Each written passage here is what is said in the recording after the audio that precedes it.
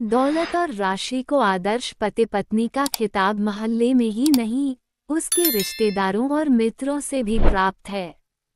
3 साल पहले रुचि के पैदा होने पर डॉक्टर ने साफ शब्दों में बता दिया था कि आगे राशि मां तो बन सकती है, पर उसे और उसके गर्भस्थ शिशु दोनों को जीवन का खतरा रहेगा। इसलिए अच्छा हो कि वे अब संतान की इच्छा त्याग दें। माहवारी समय से न आने पर कहीं गर्भ न ठहर जाए, ये सोचकर राशि सशंकित हो चली कि आदर्श पति पत्नी से आखिर चूक हो ही गई। अपनी शंका राशि ने दौलत के सामने रखी तो वह भी सशंकित हुए बिना नहीं रहा। झट से राशि को डॉक्टर के पास ले जाकर दौलत ने अपना भय बता दिया। डॉक्टर साहब, आप तो जानते ही हैं कि राशि के गर्भवती होने से मां बच्चा दोनों को खतरा है। आपकी सलाह के खिलाफ हमसे चूक हो गई। इस खतरे को अभी क्यों न खत्म कर दिया जाए? हाँ, क्यों नहीं, 10 दिन बाद आ जाना, डॉक्टर ने समझाते हुए कहा। रास्ते में राशि ने दौलत से कहा, सुनो, ये बेटा भी तो हो सकता है, तो क्यों ना खतरे भरे इस जुए में एक पांसा फेंक कर देखा जाए। संभव है कि दैहिक परिवर्तनों के चलते शारीरिक कमियों की भरपाई हो जाए और हम खतरे से बच जाएं। तुम पागल हो गई हो, दौलत बोला। सोचो कि एक लालच में कितना बड़ा खतरा उठाना पड़ सकता है। नहीं, मैं तुम्हारी बात नहीं मान सकता। इतना बड़ा जोखिम नहीं, तुम्हें खोकर मैं अधूरा जीवन नहीं जी सकता। राशि चुप रह गई। वह नहीं चाहती थी कि पति की बात को ठुकरा कर उसे नाराज करे या कोई जोखिम लेकर पति को दुख पहुंचाए। 1.0 दिन बाद दौलत ने राशि को डॉक्टर के पास चलने को कहा तो उसने अपनी असहमति के साथ कहा, गर्भपात तो 3 माह तक भी हो जाता है। 3 माह तक हम ये तो समझ सकते हैं कि कोई परेशानी होती है या नहीं। जरा सी भी परेशानी होगी तो मैं तुम्हारी बात नहीं टालूंगी। जाने दो, मैं भी छोटी सी बात भूल गया था कि ये गर्भ और खतरे तुम्हारी देह में हैं, तुम्हारे लिए हैं। मैं कौन होता हूँ तुम्हारी देह के भीतर के फैसलों में हस्तक्षेप करने वाला?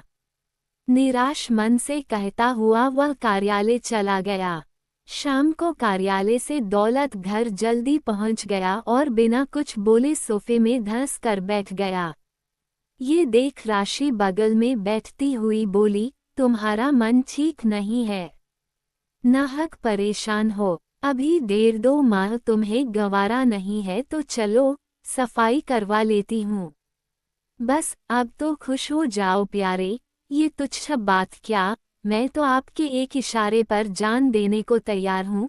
कहते हुए राशि ने दौलत की गोदी में सिर औंधाकर उसकी कमर में बाहें डालकर उसे कस लिया। दौलत को लगा कि राशि उसे अन्ना नहीं देख सकती, इसीलिए वह उसके फैसले को महत्व दे रही है। वह आपादमस्तक न्योछावर है तो उसके प्रति कुछ अहम दायित्व उसके भी बनते हैं और ऐसे दायित्वों की राशि सस्नेह उससे उम्मीद भी करती होगी। कहते भी हैं कि 1 कदम पत्नी चले तो पति को 2 कदम चलना चाहिए। मतलब ये कि राशि की सहमति पर अपनी हाँ का ठप्पा लगाकर खतरे की प्रतीक्षा करे। पर वह किस विश्वास पर एक डॉक्टर की जांच को हाशिए में डालकर भाग्यवादी बन जाए? मस्तिष्क में एक के बाद एक सवाल पानी के बुलबुले की तरह बनते व बिगड़ते रहे। अंत में विचारों के मंथन के बाद दौलत ने पत्नी की प्रार्थना मान ली और दोनों एक दूसरे में सिमट गए। आखिर डॉक्टर की देखरेख में गर्भस्थ शिशु का 9वां महीना चल रहा था। राशि को किसी की मदद की आवश्यकता महसूस हुई तो उसने अपनी मौसेरी बहन माला को बुलवाने के लिए कहा। फोन पर बात की, मौसी मान ही नहीं गईं, माला को राशि के हाथ सौंपकर वापस भी चली गईं। दिन करीब आते देख राशि और दौलत एक देह नहीं हो सकते थे। देहाग्नि दौलत को जैसे राख किए जा रही थी। बार बार जीजाजी कहकर दौलत से सटकर माला का उठना बैठना राशि को इस बात का संकेत दे रहा था कि कहीं वह नादान लड़की बहक गई तो, या फिर दौलत बहक गया तो। राशि का संदेह तब मजबूत हो चला जब अगली सुबह माला न तो समय से उठी, न ही उसने चाय नाश्ते का ध्यान रखा। राशि ने दौलत को अपने बिस्तर पर नहीं देखा तो वह माला के कमरे में गई जो अकेली सो रही थी।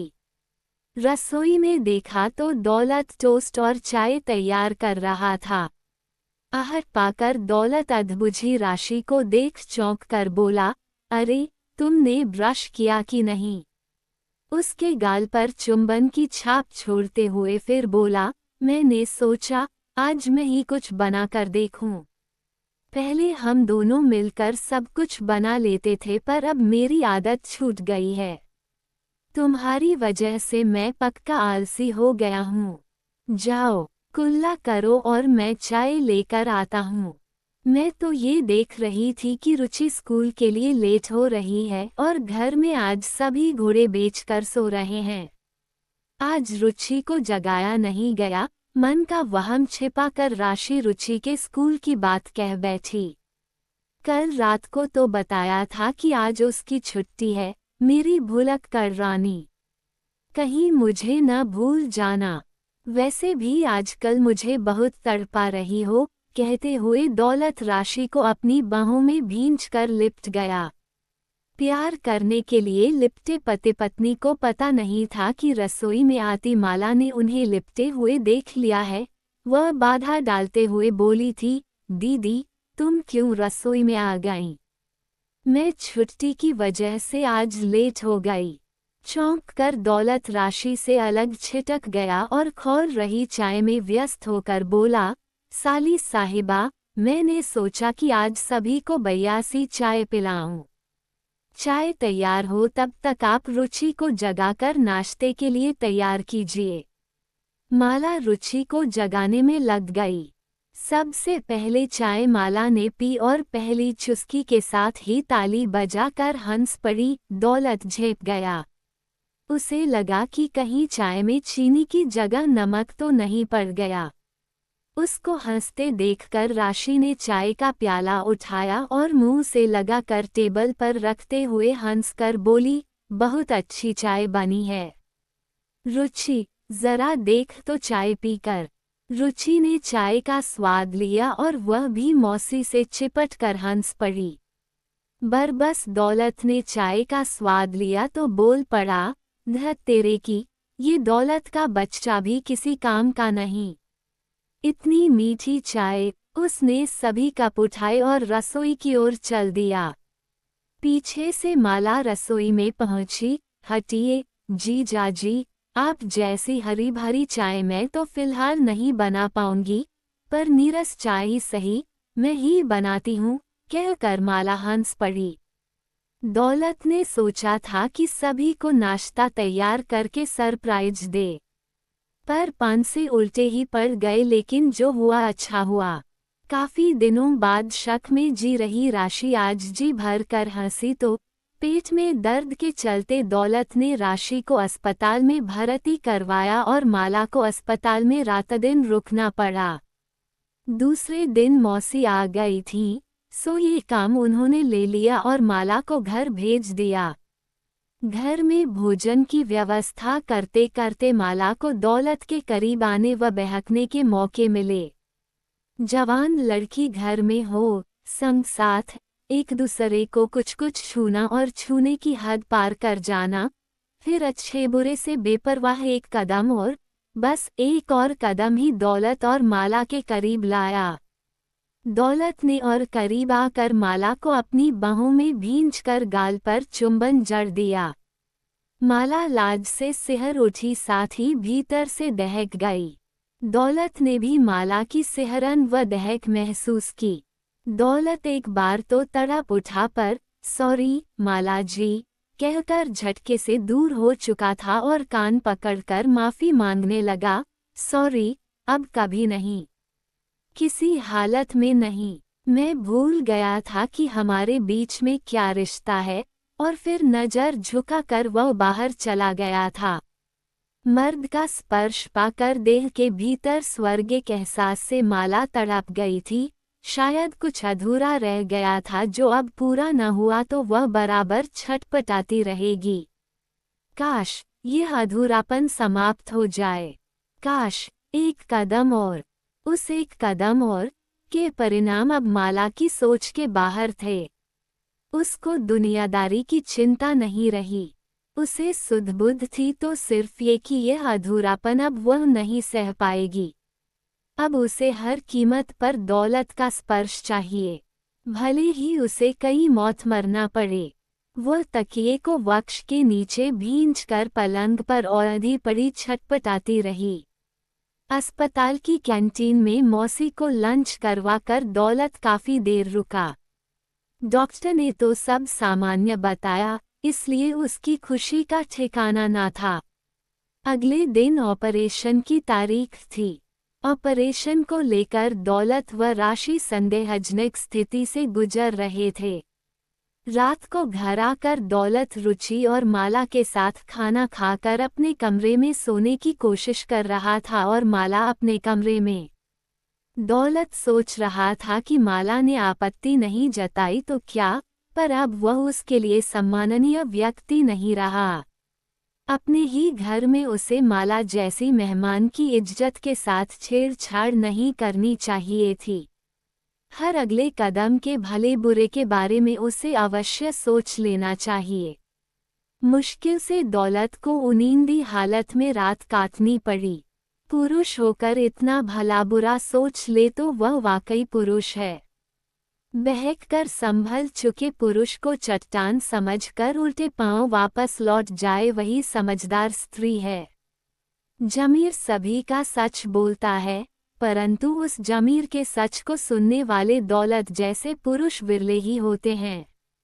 माला तो करवटें बदल बदल कर अपने गदराए यौवन को दौलत के हाथ सौंपना चाहती थी, पर कैसे?